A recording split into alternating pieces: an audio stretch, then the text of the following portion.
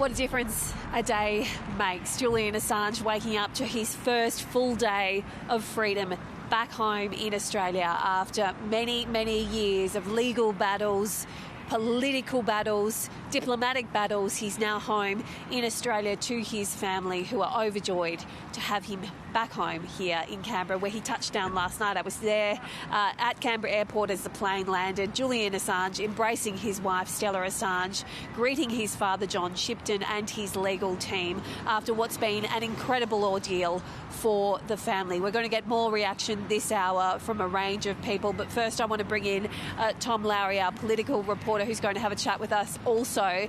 First I want to play a little bit of Stella Assange. It was an incredibly emotional moment for her last night. Really, really remarkable scenes here at the East Hotel, where Julian Assange's family and his legal team were brought here, international and local media awaiting them. I had the chance to ask Stella what it was like to have that moment with her husband on the tarmac for the first time. On the tarmac where you embraced Julian, it must have been incredibly surreal. Was that the moment you realised that this was over, that he was home?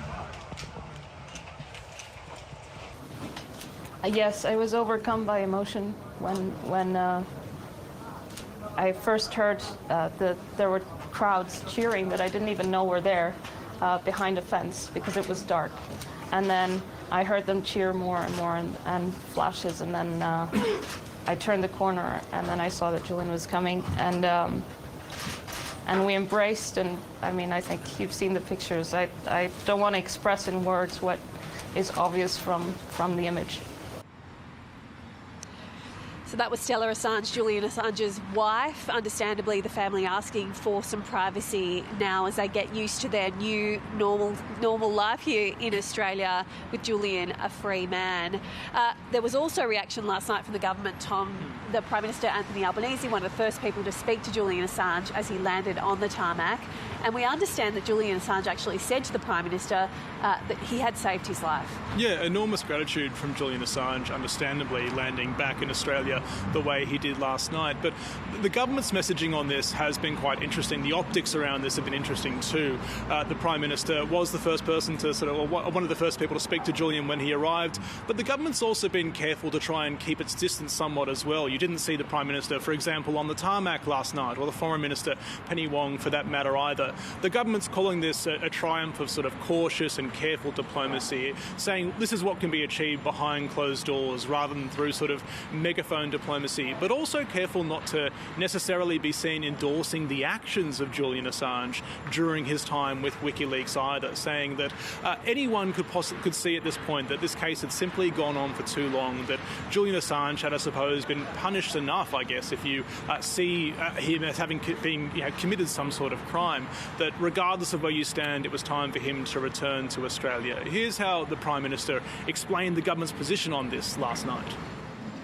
As Prime Minister, I have been very clear that regardless of what you think of his activities, Mr Assange's case had dragged on for far too long.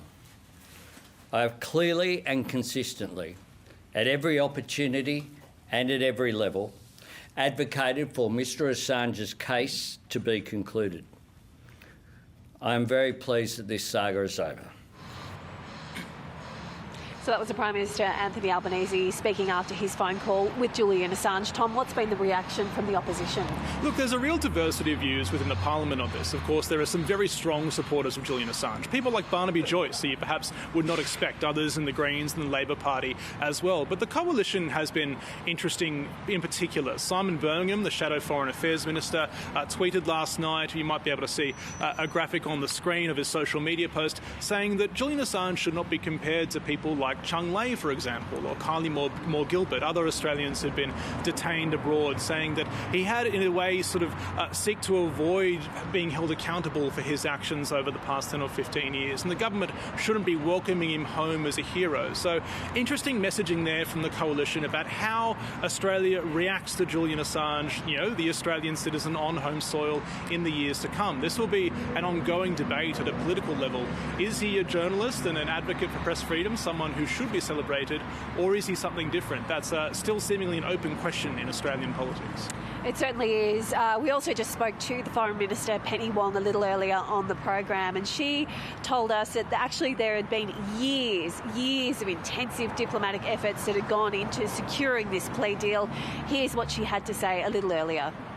It has been years, not months, and there has obviously been a lot of engagement and advocacy from the Prime Minister, myself and the Attorney-General.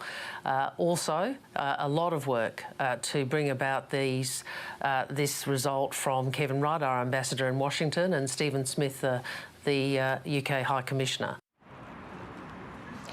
So, Michael, we understand that one of the first things that Julian Assange wants to do, courtesy of his brother Gabriel Shipton, is to have a swim in the ocean, understandable after all those years in prison and in the Ecuadorian embassy.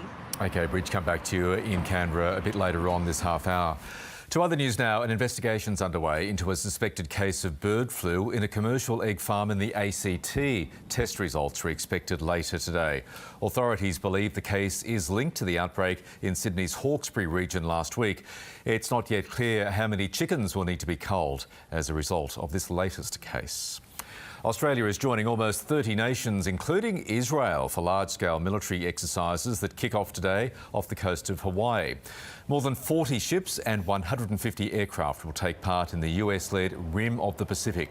Human rights and Palestinian groups have urged Australia to boycott the event, given Israel's military is also participating. In developing news this morning, there are fears of a coup in Bolivia, where armoured vehicles have been used to ram the doors of Bolivia's government palace.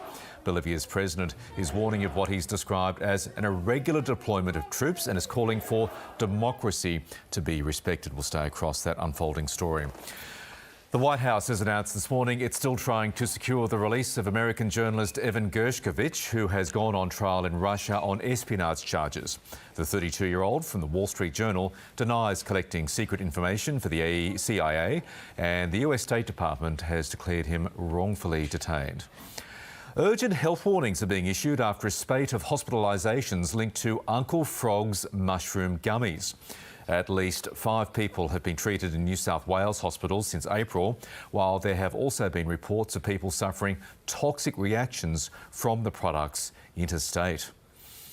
The Victorian government has launched a new campaign to tackle the discrimination of trans and gender diverse people who face high levels of prejudice.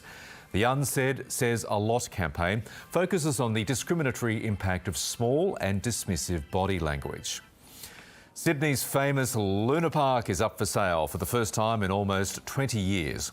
The heritage-listed amusement park has weathered a number of transformations and temporary closures since opening in the harbour city in 1935, including a shutdown, of course, in 1979, when 6 children and a man died in a fire on the Ghost Train. Today, Luna Park features 17 rides, 2 major event spaces and an underground car park, and we'll be taking you to Sydney's Luna Park a bit later on this hour.